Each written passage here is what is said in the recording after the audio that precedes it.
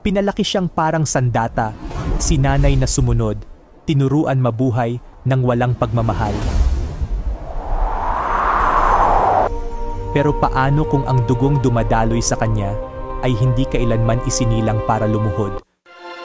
Pinili ng brilyante ng hangin, minarkahan ng balat sangre, hindi anak ng general, kundi tunay na tagapagmana ng kalangitan.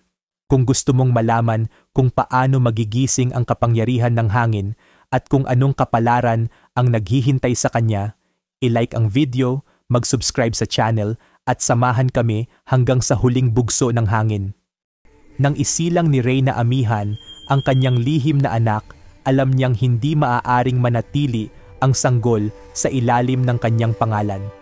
Ang banta ng Hatorya ay hindi natutulog at ang dugo ng hangin ay laging hinahabol ng kapahamakan.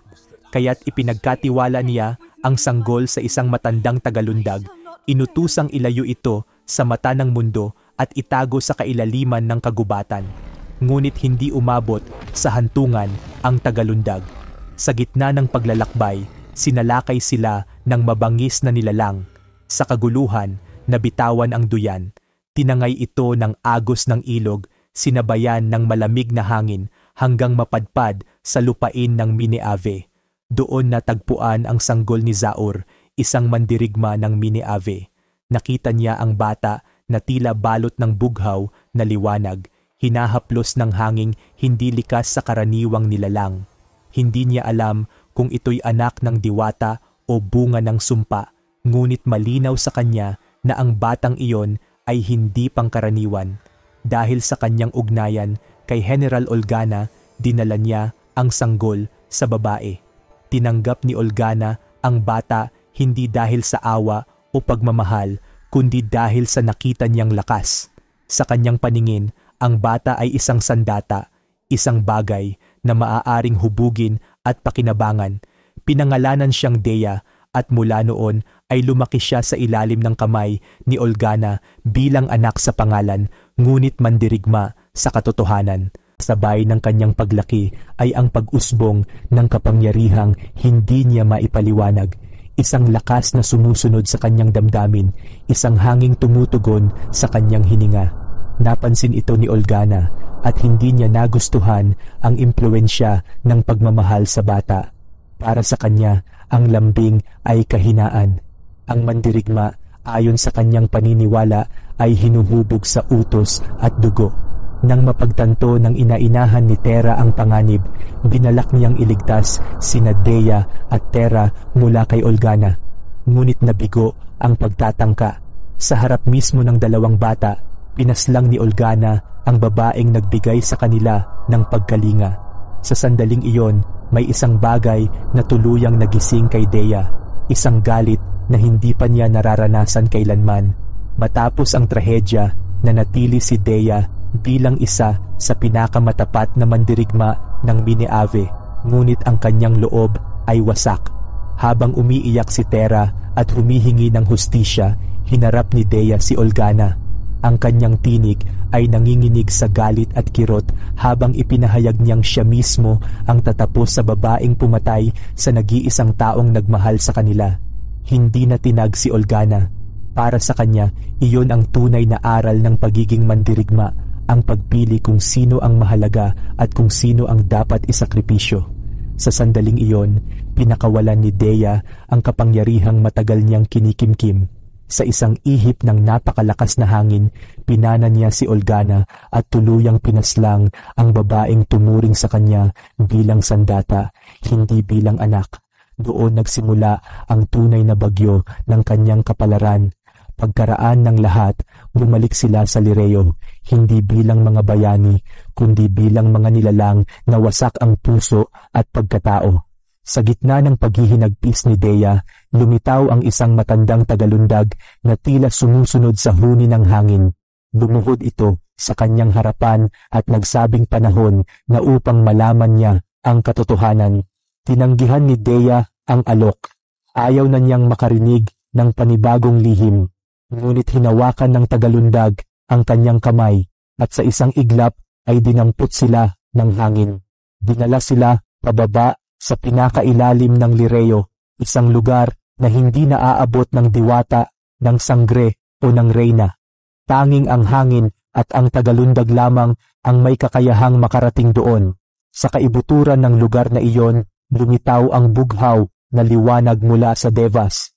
Mula sa liwanag ay umusbong ang imahe ni Amihan, reyna ng hangin. Sa kanyang tinig, ipinahayag niya ang katotohanang matagal nang itinago.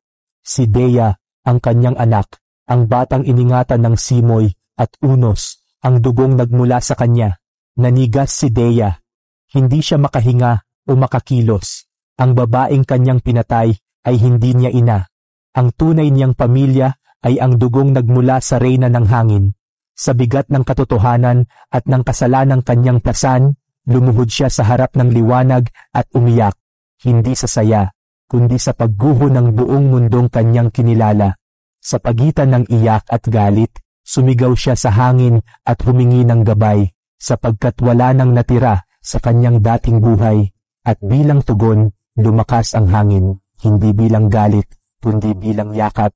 Isang tahimik at mabigat na yakap ni Amihan na tumanggap sa anak ng hangin na matagal nang naligaw. Matapos ang pagbubunyag sa pinakailalim ng Lireo, hindi agad nakabangon si Dea. Ang yakap ng hangin ay hindi nagtanggal ng bigat sa kanyang dibdib. Sa halip, lalo nitong ipinapaalala kung gaano kalalim ang kanyang pagkakawatak. Anak siya ng reyna ng hangin, ngunit siya rin ang mandirigmang pumatay sa babaeng humubog sa kanya. Sa pagitan ng dalawang katotohanan, wala siyang matatawag na sarili. Iniwan siya ng tagalundag sa gilid ng mga ugat ng Lireo. Hindi bilang pagtalikod, kundi bilang pag-unawa. May mga laban na hindi ginagabayan ng propesya o ng Diyos, kundi ng katahimikan.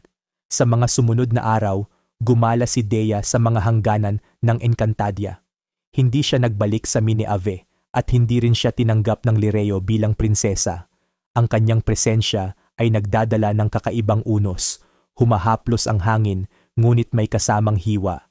Ang mga ibon ay umiiwas, ang mga puno ay yumuyuko, at ang mga diwata ay nakakaramdam ng di maipaliwanag na pangamba. Sa bawat hakbang, bumabalik sa kanyang isipan ang mukha ng inainahan ni Terra, ang tinig na nagturo sa kanya ng kabaitan sa mundong puno ng utos at dahas. Kasunod nito, ang mukha ni Olgana, walang pagsisisi, walang takot, kahit sa sandaling tinusok siya ng hanging naging sandata. Ang dalawang alaala ay nagsasalpukan at sa gitna nila ay ang tanong na hindi masagot, siya ba ay anak, sandata o sumpa? Sa Mineave, kumalat ang balita ng pagkamatay ni Olgana. Ang mga mandirigma ay nagkawatak-watak, ang ilan ay naghimagsik, ang ilan ay naghanda ng paghihiganti. Sa mga bulong ng gabi, binibigkas ang pangalan ni Dea hindi bilang bayani o traidor, kundi bilang babala. Isang nilalang na hinubog ng digmaan at sinilang ng hangin. Samantala, si Terra ay nanatili sa Lireo. Hindi niya hinanap si Dea. Alam niyang ang kaibigan niyang iyon ay kailangang maglakad mag-isa sa dilim. Ngunit sa bawat pagsikat ng araw, ipinapanalangin niya, hindi sa mga Diyos, kundi sa hangin, na sana'y hindi tuluyang lamunin si Dea ng galit na minsang nagligtas sa kanya. Habang lumalalim ang paglalakbay ni Dea, nagsimulang magbago ang kanyang kapangyarihan. Hindi na lamang ito sumusunod sa galit. Kapag siya'y natitigilan, ang hangin ay umiikot na parang nag-aalinlangan. Kapag siya'y nalulumbay, ang ulap ay bumibigat. Ang kanyang damdamin ay nagiging klima at ang mundo sa paligid niya ang unang nakararamdam. Isang gabi, sa isang wasak na dambana ng mga lumang diwata, muling narinig ni Dea ang tinig ni Amihan, hindi bilang reyna, kundi bilang ina. Hindi ito utos, hindi rin gabay. Isa lamang itong tanong na iniwan sa hangin, hanggang kailan ka tatakbo mula sa sarili mong pangalan? Doon niya unang binigkas ang katotohanan ng malakas, hindi bilang anak ni Amihan, hindi bilang mandirigma ni Olgana, kundi bilang Dea, isang nilalang na nabuo sa pagitan ng pagmamahal at karahasan. Sa sandaling iyon, bumukas ang kalangitan, hindi sa liwanag, kundi sa unos, at sa malayo may mga mata, mga sinaunang nilalang at lumang kaaway na muling nagising, sapagkat ang anak ng hangin na matagal nang naligaw ay nagsisimula ng kilalanin ang sarili. At kapag ang hangin ay may sariling pangalan, ang mundo ay kailangang maghanda